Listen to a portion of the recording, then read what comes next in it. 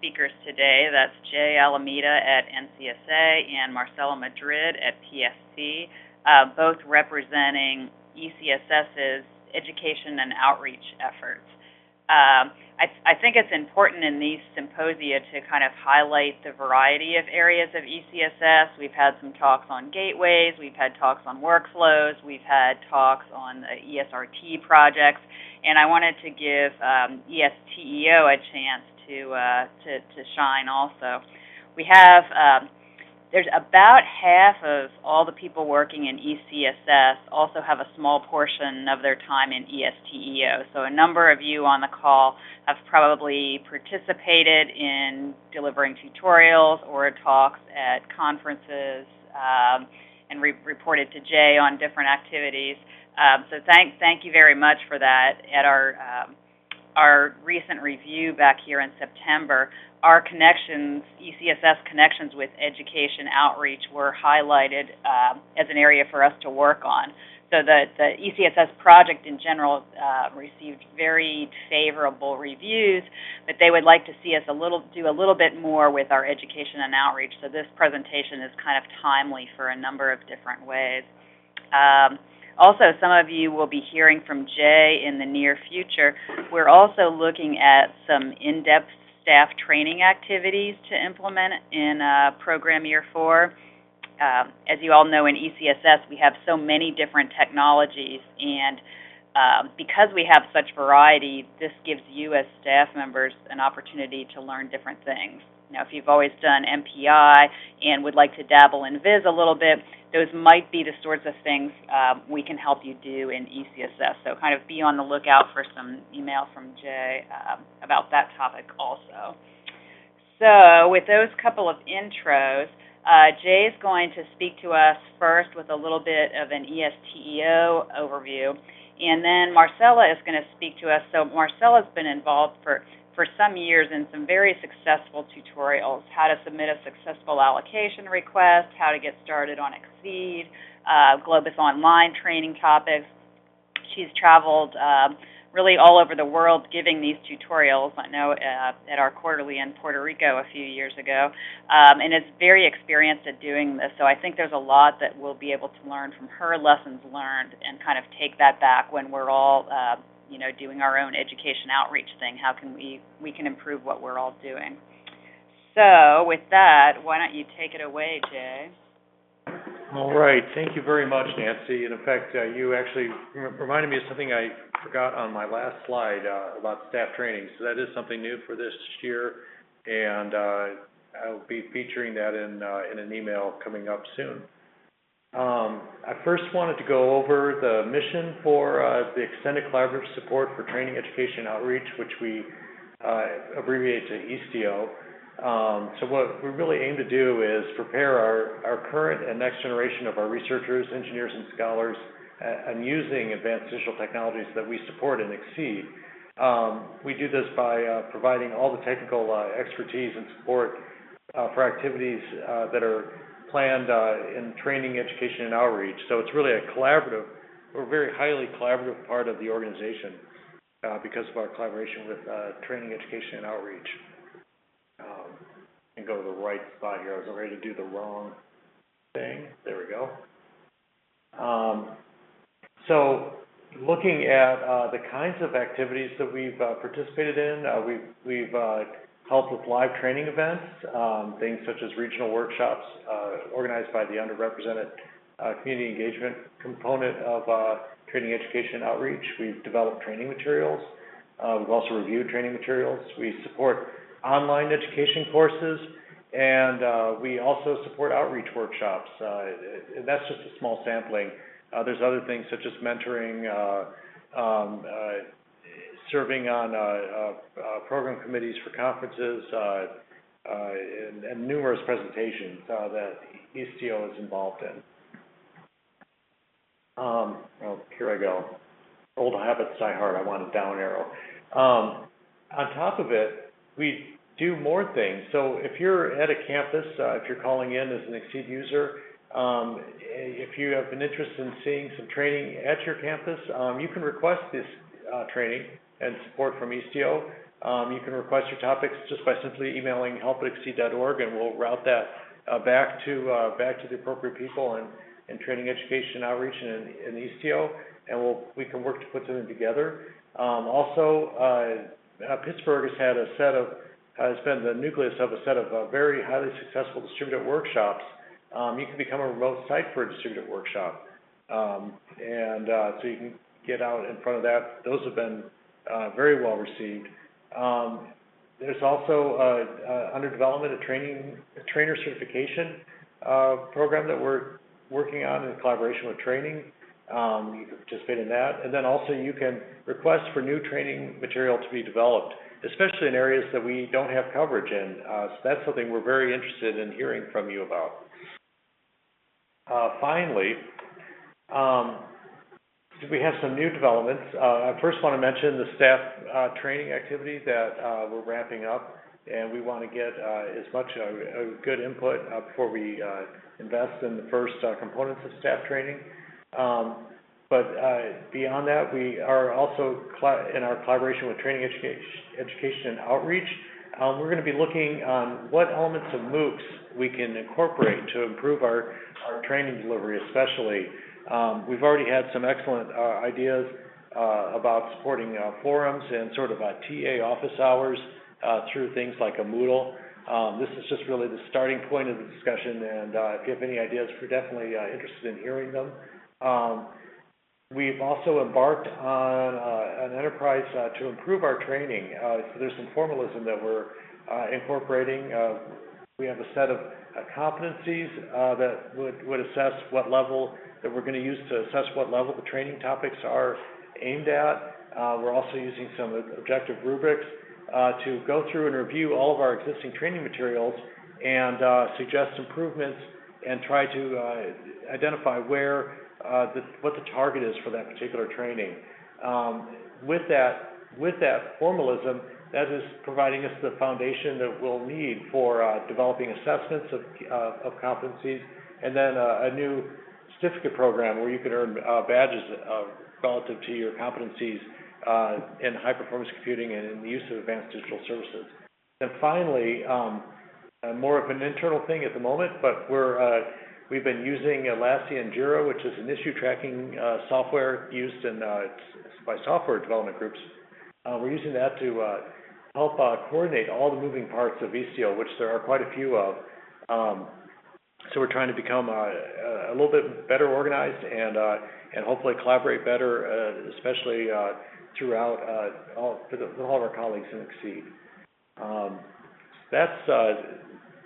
Those are my comments with respect to an overview on ECO. Should I hand it now over to Marcella?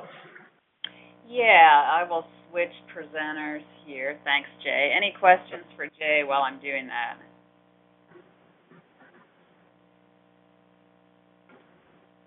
Okay, you must have explained things very well. Yeah, there will be some follow-up email about some of the in-depth training topics, so you all will see a little more from Jay. Hang on, Marcella. Let me switch slides for you here too. Sorry about that. There we go. You get to hear my jet fly over, especially for this telecom.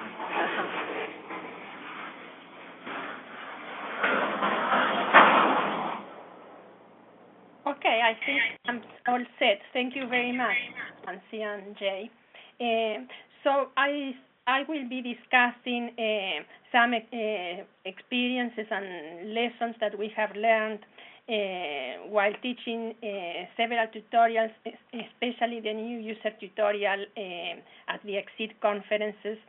And then also I give something similar every few months over the network here at PSC. So as I said, this is about what we have learned teaching new user tutorials remotely every few months here at the PSC and then at the Exceed conferences. And then something that I do also is supporting MD and chemistry software. And so I will be discussing a little bit of that because some of the questions that are coming in through the tickets are similar to what we received during the conferences. So I will be discussing what feedback we normally receive, what are the roadblocks to begin using HPSC, and what can we do to improve our experience.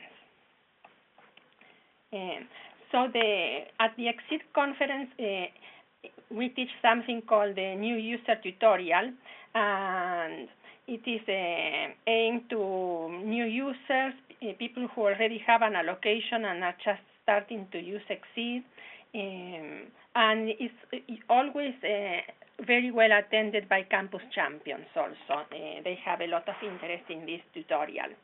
And it consists of 4 parts. It's a collaborative effort.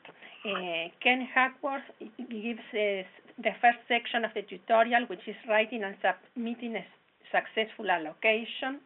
And then Jim Marsteller gives the talk on security. He's our security official here at the PSC. Then after that, I tell how to use ECSS resources. And then Steve Tiki has very little time left to give an introduction to Globus Online. And so the objective is that after attending the tutorial, the participants will know how to submit a successful allocation. Usually they have starter grants, so they want to know how to go from there to submit an extract. The security part, it tells them how to choose a secure password and how to protect their resources. And then I explain how to log in to ECSS, how to transfer files, how to submit jobs, and we do an exercise that I will describe.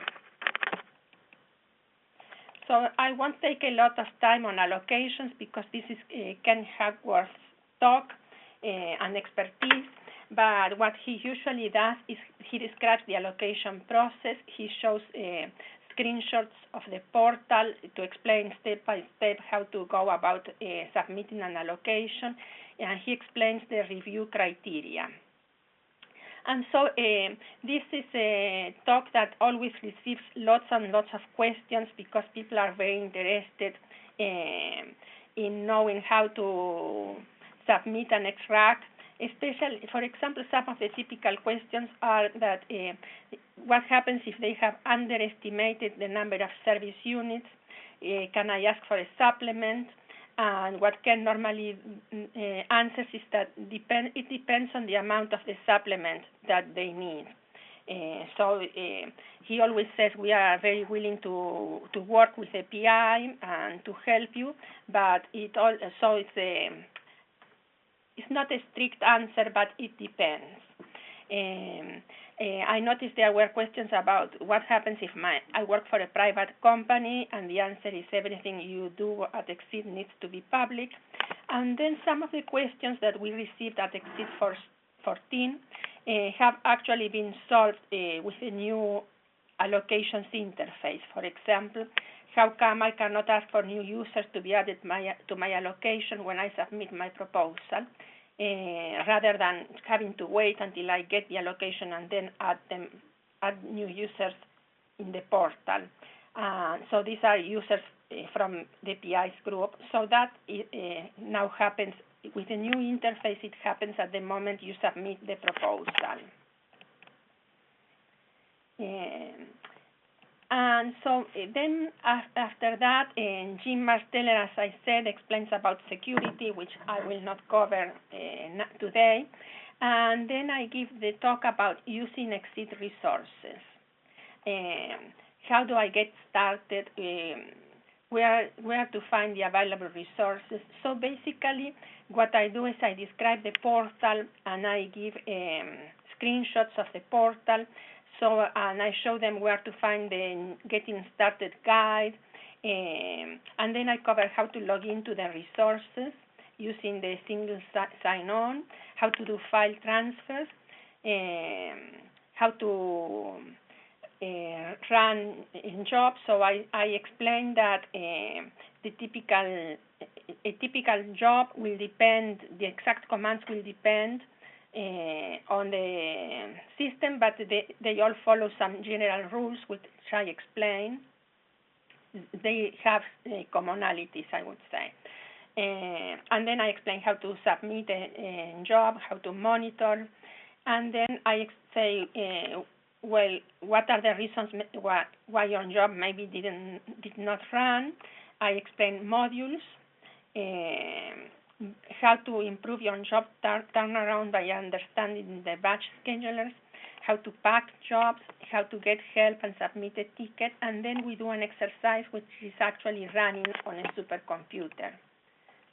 And for that exercise, we provide generic training accounts, which are, for example, train 01 to 30, and they have a common password, and on two different supercomputers, and I divide so that it doesn't get overloaded. The supercomputers do not get overloaded.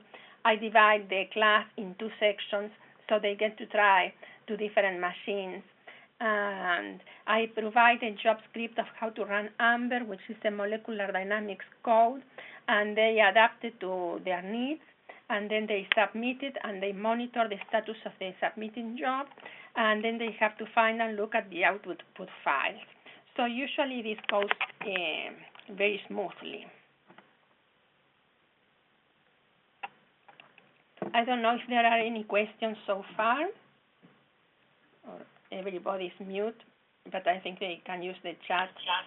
Yeah. Yeah, I think right now the lines are unmuted because there hasn't been too much background noise. So if you have questions, I think Marcella's happy to be interrupted. If you want to use chat, I can break in and relay the questions too, either way. Okay. So are there any questions so far? So the biggest hurdle that we found during the exercises at ECSS-10 was that we are starting to see people who are not proficient in Unix, and even those who have never used Unix before. And so I thought it would be so easy to tell them, here is how you log into the hub. And I thought it was going to be easier than using the portal, through the portal like we used to do it.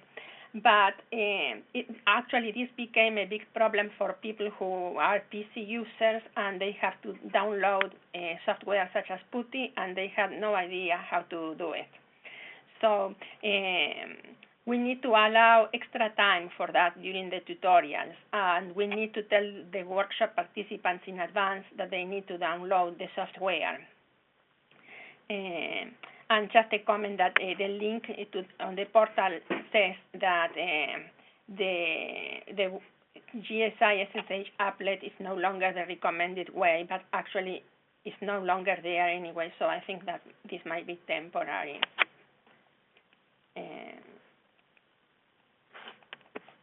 So, and looking through the reviews that we get after the conference, most participants ask for a lot more hands-on exercises, but a few could not even log in.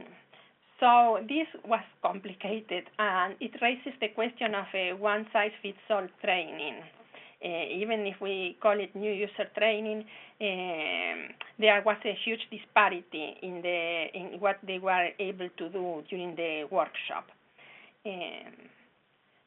So possible solutions that we discussed, I think courses being offered in Unix for HPC should be a great help, the courses that we are now beginning to offer.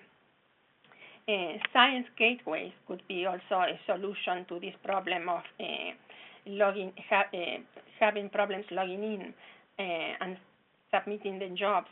And we need to plan to have more TAs to accommodate all these diverse needs. And we, as I said, we need to let participants know in advance that they will need to install PuTTY or other software, and we need to set aside time so if they need help before we actually do the exercises.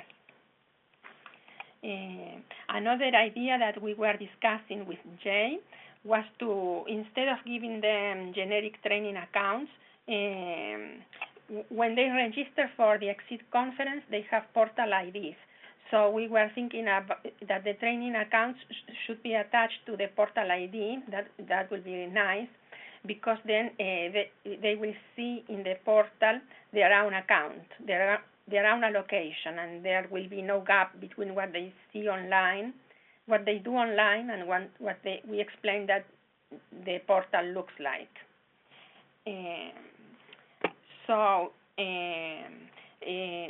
I think this tutorial, the new user training, has the potential to extend to a full day rather than half a day, and we could teach in the morning allocations and security, and give time to the participants to have everything ready for the afternoon, and they can, if we do, they can submit starter grants directly during the workshop in the morning, and in the afternoon we could cover getting started and Globus Online, and we can add a Globus Online exercise because we will have more time. I have a couple things that come to mind, Marcella. We're trying, with the COMET system, we're trying to do something called rapid access allocations, where we turn around an account creation within a day, but you have only very limited CPU time and length that the allocation's active. Yeah. That might be something that would work for what you're describing, for how to have the training accounts attached to the portal ID. Yeah. So that might be something to think about. But yeah, I've had the same experience giving like a tutorial at supercomputing, where there was just a wide variety in experience levels, and it was very, very difficult, from trouble even typing commands to people who are much more proficient. I think your idea of lots of TAs floating around is good. I wonder if we could also structure the exercises so that the people who are on board with Unix could work ahead further at their own pace somehow. I don't know. But it's all I'm saying is, I've definitely seen that exact same problem in other settings, and it's very difficult to deal with on the day. Yes, yes. I have taught the workshop, this tutorial, many times, and this is the first time that I encounter such a huge gap. Maybe because always it has gone through so smoothly, I didn't even think I needed a lot of TAs. Marcella, I was wondering if hey Jade, have we done any MOOCs as far as remedial Unix and Linux training, or this problem is actually a problem that we're seeing on a lot of the academic campuses. People come in and they're happy with their tablet or their Windows PC, but it doesn't translate at all to the large architectures. So I'm wondering, I think we're going to see more and more of this rather than less. So I'm wondering what collaborative efforts we can have to resolve that issue. The other issue too, and this is Kim, is even once they get on, is that they may not be familiar with any kind of editor. Because a lot of people, especially from a Windows environment, they're used to cut and paste. They're used to a GUI editor, things like that. Because I know even with me, if I don't use it that often, I need a VI cheat sheet because I don't remember. I mean, I can do basic stuff in VI, but, I wouldn't be able to write like a whole piece of code or something in VI because I don't know all the extra commands. I know the basic ones. And so without a cheat sheet, I'm kind of hosed because I'm used to cut and paste in Windows too. So I think that's another issue too, is about, not only about getting in, but, if they're not that familiar with Unix, then they're probably not familiar with some kind of a text editor either to be able to do much in the way of, creating code or editing code. True, yeah. So one possibility is tie in a little MOOC before or online training and say, please, if you are not familiar with these subjects, watch this tutorial before coming to the actual tutorial. That could be a possibility, or offering something in the morning where people can go and get hands-on before getting started. What do you think of that idea? I think those are interesting ideas. I mean, we've done some new, sort of like intro to Linux, Unix kind of things at some workshops as a track, and that's been typically popular. But people are definitely starting out at ground zero. Yeah. And there's, I mean, if you're lucky, somebody might have some experience with an IDE like Eclipse or something. That'd be another angle that we haven't really explored. And that might address some of the editing things. But you're right, it is a difficult thing. And we also see this, actually, speaking of courses, in our collaboration with Berkeley, when we offered their courses to a wider audience. A lot of the students at the remote campuses had a lot of difficulty with some of the really basic things that the elements of the language, working with the remote machines, that were a challenge, and we're trying to think of ways to help address that. Yeah, I actually was TAing for John Urbanic in one of the Open ACC tutorials, and there was a person who everything that he said, she tried to find at the App Store. That was very difficult. She couldn't find anything. So, yeah, definitely, I think it's a different population. I think having some kind of IDE like like you mentioned about Eclipse, because I know I attended one of the sessions on how to use Eclipse, and one of the things that I had thought about looking into was, if there was a way of making that, getting it set up to where people could use it really to, develop code and submit it to the Exceed resources, but using it kind of like the GUI editor. Because I know when I've done things in the past, I've cheated and used, when we could use the GSI SSH thing, I used to use that and did cut and paste. I'd write my code in a notepad on my Windows PC and then paste it in because it was easier. Yeah. So I think that's probably one of the things that we need to address in the way of tools for new users is possibly some kind of method to make it, a little easier in terms of the editing part, being able to create, edit, pass over code to run on the systems if they're not all that familiar with, if they're more familiar with a GUI system versus the command line text editor type system. Yeah. Okay. Yeah, it does strike me that there's a couple of different, like we can say, okay, boy, we really have to work with people to learn text editors, but yeah, on the other side, what can we offer, in addition to that? Right. Yeah. So that we don't remain in a cloud that is disconnected from the reality, right? No, that's exactly right. Yeah. Right, and maybe it's something as simple as, providing, and this goes back to when I used to use HPUX. We got spoiled because we had the CDE environment and it had a GUI editor in it, and it was X-Window based. So, you could use it remotely anywhere you wanted, even if you weren't physically sitting on the machine. And so maybe it's worth looking into some kind of a GUI-based editor that runs in the X mode that people could bring up instead of VI or whatever if they were more familiar with that, on the Exceed systems. Yes. So, a tangential comment. Some of my tutorials involve passing command lines and stuff like that. And what I'm resorting to do is setting up a web page where they can copy and paste. And the web page basically does syntax highlighting and things like that, so it's a little bit easier to read. And also, you can copy and paste line basis. It's not going to copy HTML or anything like that. So, it takes a little bit of work to put up those web pages. But, I mean, if those are the things you'll be providing to the people, it works. The other thing is if some of the configurations and things like that, if it's a lengthy file, just make them available as a text download, which can be easily run. Other thing I'm also using is I have created, bash scripts, which basically spit out the right command lines and also run them so people can, just type them in.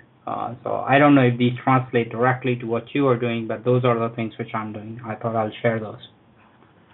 Yeah, thank you. Yeah, basically, I do the same. They can copy the files that they need, but then when they go home, they still need a way to be able to edit their files, right? Yeah, for their own stuff later. Yeah.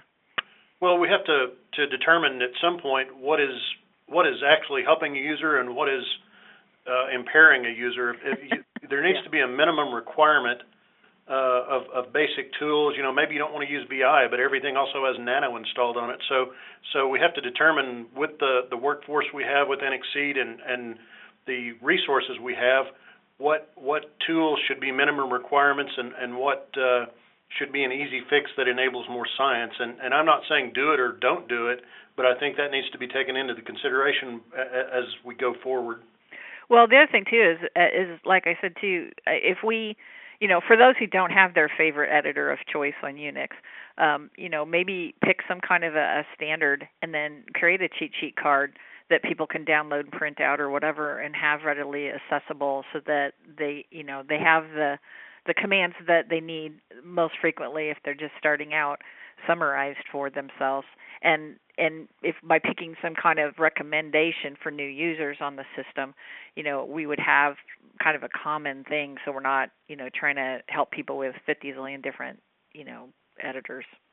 If they have one they want to use, that's fine. But if they're new, you know, if we can make some kind of recommendation of a basic one and provide a cheat sheet card or something that they could print out, or, you know, in the case of a physical seminar like the one that Marcella teaches at the Exceed conferences, you know, have some of those to hand out so they have a reference when they're trying to get on and type stuff. And yeah, I know, like I said, if I don't use it very often, I need one for VI because I don't remember all the commands. And one that will be consistent for all the tutorials. Yeah, that's why I said if you know, to me, sometimes standards are more of a recommendation. They don't have to be a hard and fast rule. But like I said, if we have a bunch of new users coming online, it'll be much easier to provide them with tutorials and resources if we as Exceed, you know, kind of come up with some recommendations. You know, if you don't have a preference, if you're not an expert and are used to using it, here's what we recommend you use because, you know, we can put together, you know, cheat sheets and things like that will allow some kind of level of, you know, support from on our side without, you know, having to support 5 or 6 different things. So we can make some recommendations on what we think we should use for new users as a standard, and put materials together for that to help them along, you know, if they don't have their own preferred version that's available. Mm-hmm. So, just elaborate on this thought further. I think I have heard Jay teach Introduction to Linux and HPC sort of class, and the things which need this kind of editing, perhaps they can say either you know this or take this other class as a prerequisite. And we are already doing these things. It's just a matter of tying them and layering them together so that it makes sense for the user to make most out of it. Well, I think the thing is that when you're, especially for Marcella's class, where it's, you know, the goal of the class is more to get them aware of what is available on Exceed. And yes, hands-on exercises are something that help make it a little less boring. But there's probably a certain amount of basic things that they need to know without necessarily sitting through a 4-hour class on Linux, just so that they, you know, it makes sense to them when they're sitting on this tutorial. So I think that's one of the other issues is that some people will go, well, I need to know what's available on Exceed, and especially, you know, some of the things, you know, like what you do in the portal and all that, that's totally independent of the command line. So depends on what tutorial as to how much of that they need to be and how familiar they need to be with command line and Linux and things like that. So there may be like a small subset of stuff that they need to know that maybe we do put together a separate little mini tutorial that we recommend if you're not familiar with this, you know, go view this, you know, It takes an hour instead of, you know, trying to get them to sit to do one of the online, you know, longer Linux classes that are more thorough. You know, maybe there's just a small subset of things they need to know to be able to get through the tutorial.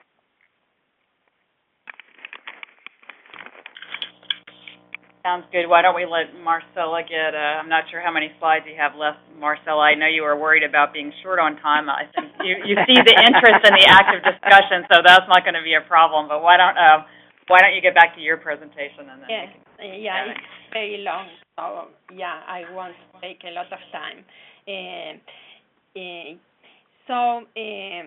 As I said, I teach the new user training webinar here at the PSC. We do it exactly like we are doing it now, over the phone and the internet, every few months. And the topics that I cover are more or less the same as in the conference, except we don't give exercises. And the goal is for people who have an allocation, how do I get started? And normally Tom Maiden answers questions via chat. And so these are some of the questions that we receive, how to choose resources. And actually Kim has put together a real nice presentation on this. So we tell them they have to look at what their requirements are, what code they plan to use, and we show where the starter guide is and where the little tool is on the Exceed portal, so that they can get an idea. But basically, we also say that they should feel free to contact us through a ticket, and we can help with that. How to choose resources, what software is available at different sites. This is where they can look online. How to submit tickets. Packing is something that gives a lot of people are interested in this because they want to know whether they can run serial codes. Another question that we are getting more and more is how to run R on Exceed. So these are more or less the questions that we normally get. And one thing that I thought we could do is, because we record the training webinar and we have it online, so we could set it differently in the future. We can ask to watch the videos, and then we can give them exercises, and then instead of repeating the same seminar over and over, we could hold office hours during which people could call with questions either about the tutorial or their exercises. So that's just an idea to make it a little bit more efficient.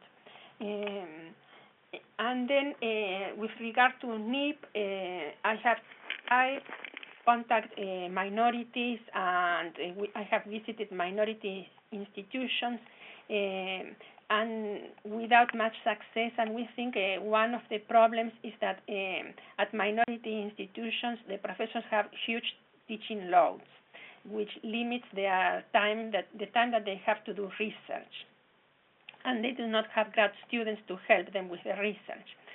So in talking with Sergio, we were saying that when talking to these groups, we should mention not only the resources to do research, but also our educational resources, and we should put them in contact with the education group, and that we can help with their classes, class development, curriculum, etc.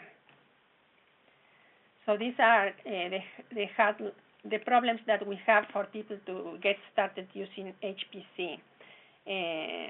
And I said I will discuss a little bit about my role with software support, because a problem that I am encountering frequently when people send tickets is that they have run codes that we provide on typical codes, molecular dynamics, quantum chemistry, such as Gaussian, etc.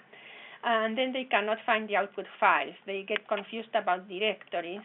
They do not know how to create subdirectories, so that when they run several times, they overwrite their own files. And this is all related to not having Unix experience. So many times they will say, oh, but it used to work. I'm sure we all heard this. And so when you ask them, well, where are the output files of the runs that work, they do not have them. They overwrite the same files over and over. So one thing that will be really nice, I think, is for the documentation of the software to have the whole script for the job.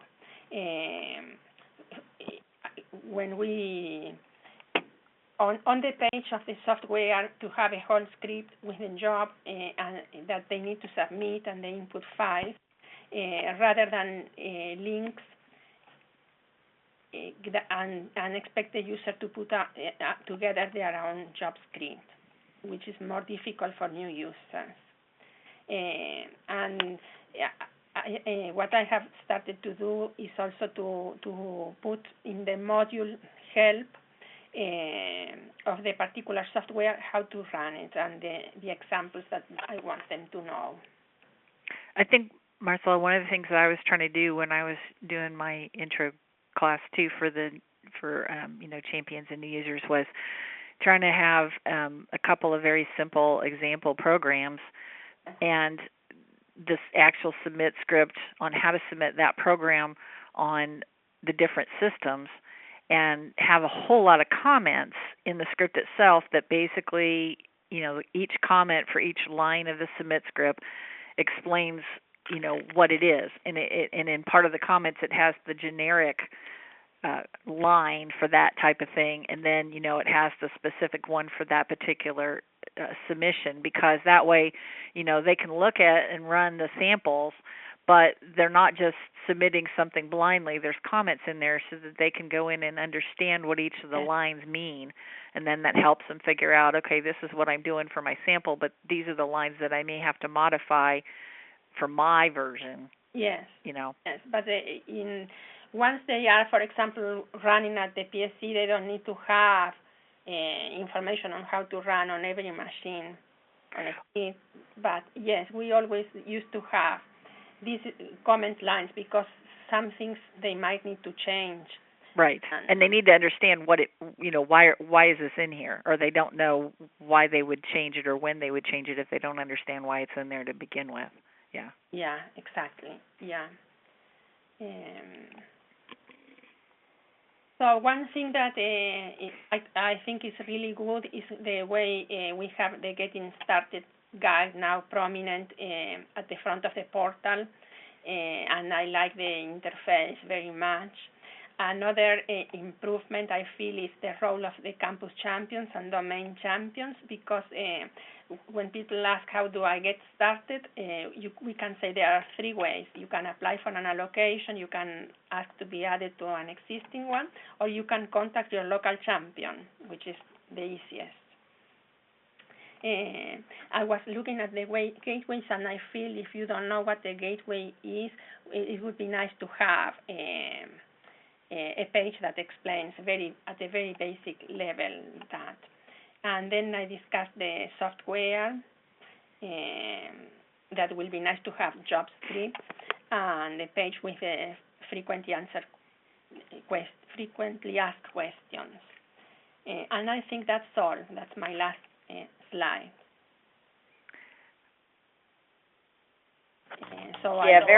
Very nice, Marcella. Thank you very much for putting these together. Not only what you teach, but all the lessons learned and kind of the issues that you've seen encountered. Yeah, I am looking forward to the MOOCs. I love MOOCs, and so participating in how we can answer some of the questions, the problems that we have with that. Yeah, it'll be interesting to look at, because the one MOOC that Exceed's been involved in was a pretty advanced level course out of Berkeley, right? So I don't know how much we've tried this at the introductory level. Mm-hmm. It does seem like there were some interesting comments in that, to fit everything that you were doing in a half a day with hands-on exercises seems really, really challenging. So it was interesting to see the thought about, having this go to a full day, or, maybe there's a half-day version that has less hands-on. I think it was Amit who mentioned using bash scripts. I've seen that used really successfully. It gives people a feeling of accomplishment, and it gives them something to look at and edit, after the fact, like the commented scripts that Kim was describing. Yeah. So this is different from providing, for example, the script job the script for the job and telling them to submit the. Right. I mean, it could be right. I've seen the bash scripts used to actually execute commands that were part of the hands-on, especially where there's lots of typing and lots of just chances for errors, where it sort of captures that for you. So the exercise is not how well you can, type while looking at commands on a screen or something, but it's a little more informative and something that you can kind of take with you and modify for your own purposes later. Have you seen, so new user training has probably changed some over the years that you've been giving it, especially with the focus on new communities and things that we've been doing in Exceed. Can you talk about kind of how you've seen things change from when you first started doing this to now? Yeah, let me see if I can find them.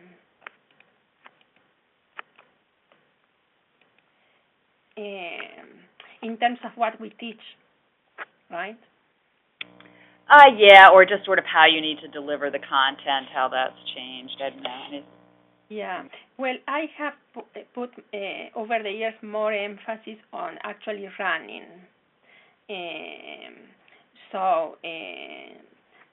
Providing a script of a job that they can run and explaining what a bad job is.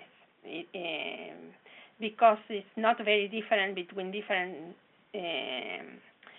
providers. So I try to explain that in general it's the same and the command might be slightly different, but the concepts are the same. So this is what the biggest difference, I think. And then explaining reasons why the job didn't run, that maybe you have not requested the correct number of processors, things like that. Right, yeah, I think batch queues are probably a pretty foreign concept for a lot of people. It is, and that's one of the things I was going to ask you about, Nancy, has anybody ever thought about putting a web front-end submission system to the computers that basically, I'm not expecting people to not know how to run their own code like ANSYS or whatever. Obviously, some of those people would have potentially understood how to type it on the command line or something like that. But being able to say, select in English from a web front end, I want this many processors, I want this many nodes, etc. in English, that's basically a independent way of submitting a job without necessarily knowing what job submission system you have, whether it be Torque or Slurm or whatever. Some of the concepts, at least for some of the basic types of running jobs, are similar concepts. The concept's there, just how you do it and the syntax is different depending upon which system you're on. And one of the things that I'd always thought about, it's sort of a way of teaching it as well, because if you go in and you give them this web page where they have to log in, so they have to have an account directly on the system as well. But what it does is it lets them, use English to fill out a form effectively to submit the job on the system, where they don't have to know all the details of how to write the job submission script itself. But then they could see what it created. You answered these questions, it creates the script, it runs it, and then you show them the script so they can go, oh, that's what it looks like when I did this in English, Mm-hmm. Yeah, that's an interesting concept. There's a lot to think about there. We kind of did this at Delphi. I mean, not to that level, but we had people, this is back in the day when access to clusters wasn't, readily available everywhere. So we had regional clusters, and one of the systems actually used, I forget the name of the software, Grid. It was something that was part of LSF at the time, but it was a web front-end submission system. And so basically they had to, they ran ANSYS or Abacus or whatever, they had to know how to run those command lines, but they didn't have to know anything about LSF to submit the job. They had to log in and it was something that was pre-done by the people who had LSF. It was an add-on piece that you could put on there, but effectively allowed our mechanical engineers to submit ANSYS and Abacus jobs to the cluster without knowing anything about a job submission system. Right, yeah, you could definitely, I could see the advantages of that. I think then the next thing would be, well, they have to get on anyway and they have to get output files. What if you copied a submission script from like user local examples or something like that and had it well commented like you were describing? Is that as easy or not? I mean, what you described gets around the editing problem. Well, or it pushes it to later, I guess. Well, what it does is the system itself, at least the one that, like I said, we were using a third-party one that LSF had, and I forget the name of it. I could go back and look it up, but it had existed years and years ago. What it did was you uploaded, if you run Abacus or whatever, you uploaded, part of the login thing was you uploaded the files that required, Abacus to run. And then when it was done, it would put the files in a place, and you would log in, and it would let you download the files back for post-processing on your system. And all through the web? Yeah. The whole thing was done through the web interface, so they never had to log into I don't even think most of them knew how to log into the system. So it would be like a gateway, actually. It's like a generic gateway. Yeah. It's a gateway where you're assuming you know how to run the tool. Okay, so it's not making the tool easier to use. It's just hiding the concept of a job submission system from the user. And a lot of times that's the part that new users don't know. They may know how because they may have already been running. I mean, there's lots of different types of users, but a lot of the users, you can run Abacus, you can run ANSYS, you can run all these different codes on your PC. The part that's different is there's no job submission system on your PC. So you know how to run Abacus, you know how to do all this stuff. You can potentially even create the scripts local on your machine, or have even. Now you just need a bigger system to run them on other than the one you've been using, which is your desktop. And so this system allows you to submit the job to a supercomputer without having to learn this new concept of a job submission system or syntax for it. Sorry, go ahead. The problem with that is if you know the right community in mind, you can think of these solutions. What if you're running visualization, doing something else, running MATLAB and this and that, it becomes quite hairy to come up with something, as a template. There may be a possibility, although this is not really a solution, and this will probably boil down to the sites who are, providing the scheduler and all that to, have a simple web form to generate the, you can pick how many processor, which queue, time, this and that, as a drop down, and it will create a template script for you. That's what I was talking about. Yeah, but the problem again is, as Nancy said, fine, you can run the job, but you still don't know how to get your stuff back. So, it's just, there may be a minor kind of utility for that, but again, you still need to know the system to, run the job and get your stuff back. Otherwise, gateways are probably a better solution, and again, then that requires tremendous work to roll out for different communities. Yeah, I mean, something to think about for off this call before, for sure, but could you do something really generic, like there were some drag and drop file transfer capabilities within the portal? So could you kind of drag and drop input files and then use just a web front end for this batch script creator and then drag and drop the output? Because, without a canned codes, you're going to have, kind of output files all over the place and who knows what. But I think if I remember right, most of the users on Exceed ran their own codes rather than a community code. I don't know. Most of the ones we work with, I just had some in today. They run Amber. I think there's a lot of the codes like that people do run. Again, you're not talking about trying to meet the needs of everybody, but I think there are a lot of people, especially some of the new users, if they're that new, then they probably haven't been writing their own code. They're using something like R or, that's true. Nandy or something like that. Yeah, there are many users of Amber, Charm, right. NumD. Yeah, that might be changing over the years. I might be remembering. Yeah, R is getting really popular. But see, I think, Nancy, that's the difference. In the past, the only people that really could benefit from supercomputers is if they wrote their own code. in a lot of cases, because I think the traditional usage of like TerraGrid and stuff was for the users that outgrew their local systems.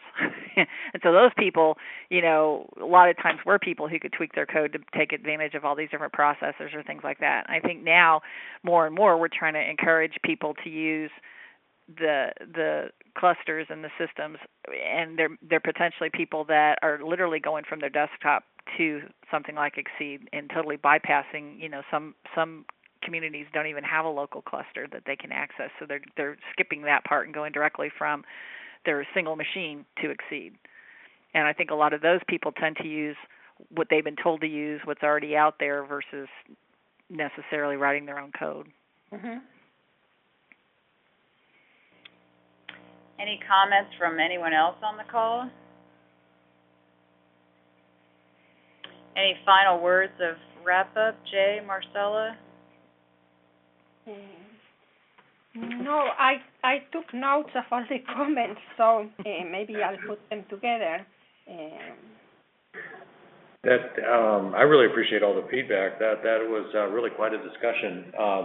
We're coming much closer to running out of time than I anticipated. I think there's a lot. This is actually a huge area for us to consider. Yeah. I also appreciate all the feedback. If I can find that name of the web front end to LSF that we used to use, I'm pretty sure it's still out there, because I think I talked to IBM, and I think they're the ones that took over LSF. If I can find the name of that, I can send it to you. That way you can see what I was talking about, because, like I said, I think there is a third-party one. It's something we used 10 years ago on our clusters at Delphi Corporation. So I think the name of the thing was Engine Solve or something like that, Kim. Oh, yeah, it's Engine something, and I forget. That's why I have to go look it up. It's not Engine Solve, but it's spelled kind of weird. But yeah, you're right. Engine Frame. It's Engine Frame. They started from Europe, and it was fabulously expensive, which is, of course, so's LSF. Well, yeah, it was licensed, because we literally, I mean, like I said, that at the time, you know, there was the potential that we had that if we had users logging in, that sometimes they couldn't submit a job, because even though there was time available on the cluster, somebody had tied up one of the Engine Frame licenses, and it was actually Engine Frame. That was the name. That's it. That's right. Yep. Jeff, you sent a link in chat to something similar. Do you want to say a few words about that? That's actually something that started out, it's our friends at Advanced Clustering in Kansas City, and they've developed a pretty cool tool right now that we've been fiddling around with a little bit, but it also enables things like VNC and some technologies like that in a fairly straightforward format. You have somebody create a form for whatever application you're using, and I think that link I sent you just as a reference, Nancy, probably has some examples, but it is fairly low overhead as far as load on login nodes and things like that, and it does give the abilities, like Kim was talking about, to select the number of processors and select the input deck and those type of capabilities. So feel free to share that if you like. It's one option. They are trying to market it. I don't think they're charging a lot for it, but at the same time, it would be another piece of commercial code at this point. Yeah, great. I'm just grabbing control back from Marcella and broadcasting the link to the group here. There we go. Okay. Yeah, lots for us to think about. So lots for Jay to think about as the lead for ESTEO and different ways we might. I mean, we're kind of talking a little bit beyond just ECSS and TIOS linkages, but still all very related to things Exceed User Services might look at too. So I want to thank everybody for their active participation. I think this was it's helpful for us, hopefully helpful for folks on the call. We had participants from a lot of different areas, champions, USGS folks, as well as our ECSS staffers. So thank you very much, everyone. Thank you. Thank you. Yeah. So much. Thank you. Yeah. Bye-bye. Bye. Bye.